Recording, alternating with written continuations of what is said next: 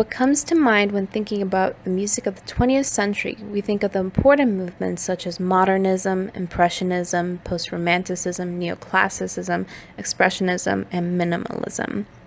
Bela Bartok represented a lot of these important styles in his life's work, especially in one of his last compositions, the Viola Concerto, that he wrote in 1945.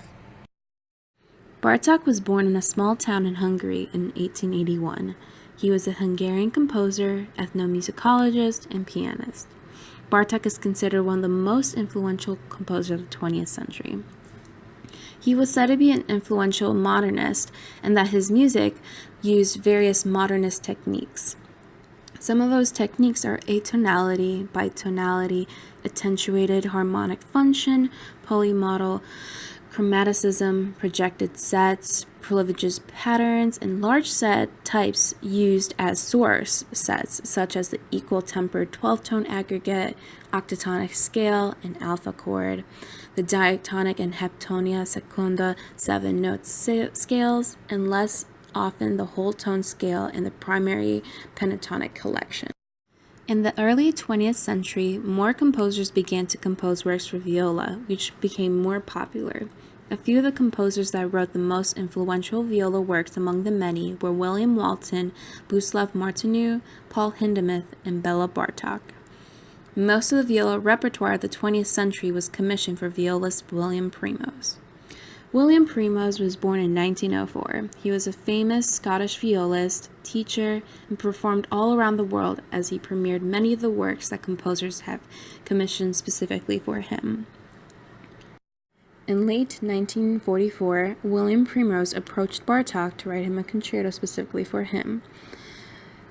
Bartok accepted his challenge and wanted to write a work for Primrose that was challenging for him to perform. Primrose himself said to Bartok that he should not feel in any way proscribed by the apparent technical limitations of the instrument.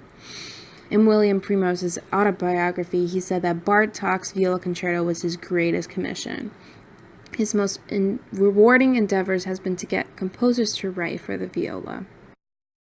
Bartok's concerto is one of the most difficult repertoire for the viola because it is very technically challenging, as well as trying to comprehend and perform the appropriate musical abilities to fully capture the beauty of the piece through the various rhythms and dance rhythms that he infused. It is very technical and has dark moments throughout, portraying the raw emotions Bartok himself was going through when he wrote the concerto. Monica Canuo quoted Michael Kugel from his book, History of an Era, that Bartok's viola concerto, his last work, contains Bartok's feelings about the situation of the time, his deep and very sad emotions about the world war that had just ended, and about his destroyed country. At the same time, Bartok's viola concerto has some happy moments with Hungarian folk tunes, memories of a happy past. The time period that Bela Bartok wrote his last two compositions, it was the end of World War II. Because of the increasing Nazi terror in the late 1930s, Bartok chose to leave his home in Hungary and move to New York City. In 1945, Bartok became an American citizen. Because of his loyalty to his country and people, Bartok poured his emotions and feelings at the time into the viola concerto. When Bela Bartok died in 1945, he left two major unfinished works behind, his Piano Concerto No. 3 and the Viola Concerto. He left sketches of the Viola Concerto, and it was said that Bartok left the remaining sketches ready and not ready. In the last letter that he wrote to William Primrose, he states that it is almost all finished. After Bela Bartok's death, William Primrose had ever given hope to playing the concerto. Wanting Bela Bartok's legacy to go on, his family reached out to Tibor Shirley, one of Bartok's pupils, to plead with him to take it on and finish Bela's last two works, the Viola Concerto and the Piano Concerto. There was a lot of conspiracy of Shirley's role in the concerto, how much he changed of Bartok's original ideas, but the speculation about even if it sounds Bartokian was argued, that is it still Bartok? While Shirley studied under Bartok and was familiar with his style and forms, there have been many interviews with Shirley questioning the extent that Shirley reconstructed from Bartok's sketches. Janos Caparti quoted in an interview regarding the viola concerto that to our ears it sounds somewhat strange. In it we cannot hear the Bartok of the violin concerto or the piano concerto No. 3. They were not able to pinpoint exactly why it sounded so strange to them.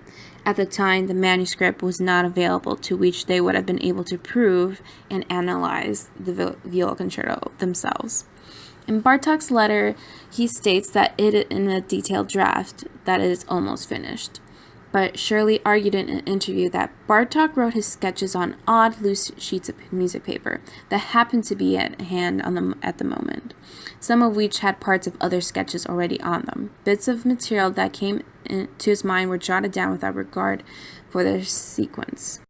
In spite of how much Bartok's work has been altered, left out, and changed, it was received very well. A writer for Tempo stated, as Bartok's last artistic testament, it pretty well summed up his life work. It has the fertile, primitive folk element, which he cultivated so intensively, the technical sophistication of a master, the deep sincerity and integrity of his soul, and the tremendous vivificating power of its own imagination, which brought forth rich, flowering growths from simple and germinal ideas. Why most believe that Bela Bartok was one of the most influential composers of the 20th century is because of his use of tonality and major processes as he was heading towards a new musical style at the end of his life. As his last composition was the viola concerto, it is very evident that the new musical idea that he was creating in the concerto.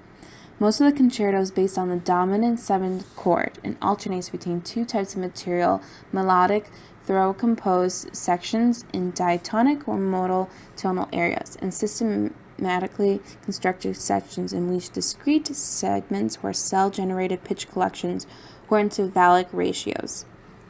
Discrete segments are derived rows whose non-overlapping segments belong to the same set class. Another thing Bartok incorporated in the viola concerto was how he infused folk songs, and while we think of folk songs, we're not quite thinking about this kind of a folk song. I'll start with a taco, soft like a cloud. I want mine crunchy, I like to eat loud. I'll choose a chalupa, I'll grab a gordita, and 2 taco salads for our señorita. This next clip more accurately shows the folk songs that Bela Bartok himself collected and is actually one of his own pieces, the 3 Hungarian folk songs, just to give you an idea about the kind of folk songs that he infused in the viola concerto.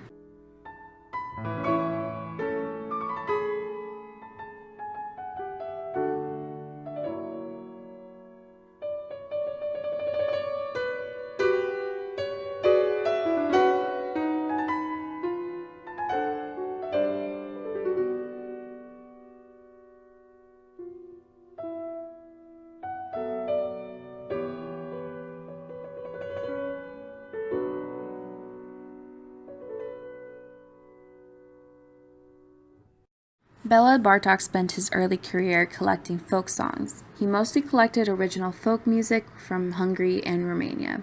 Along with Zoltán Kodály, Bartok recorded thousands of original tunes, edited them in collections, and wrote books and articles about folk music. Bartok not only spent a lot of his career collecting, but also arranging folk music as well. He arranged many tunes, wrote pieces based on them, and borrowed elements from various folk traditions for use in his concert music. He also spent a lot of time doing analytical studies of folk music. Much like other composers, Bartok infused folk tunes in his works, especially in the viola concerto.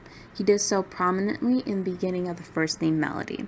In this next upcoming clip, if you pay attention to the first couple pitches in the theme of the first movement, so A, F, E flat, C, B, E flat, it's the part of the octatonic collection, but also rotation of the non-diatonic folk mode, common in the Eastern European music.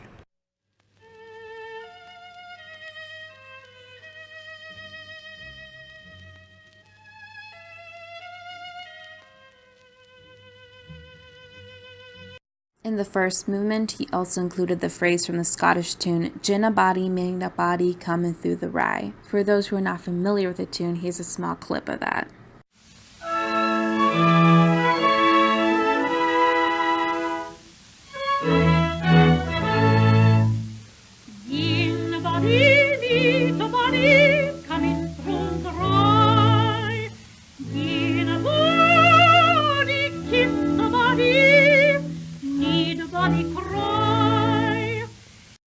Some believe that why he uses Scottish tune was because of William Primo's Scottish background, as well as interest in the Scottish bagpipe.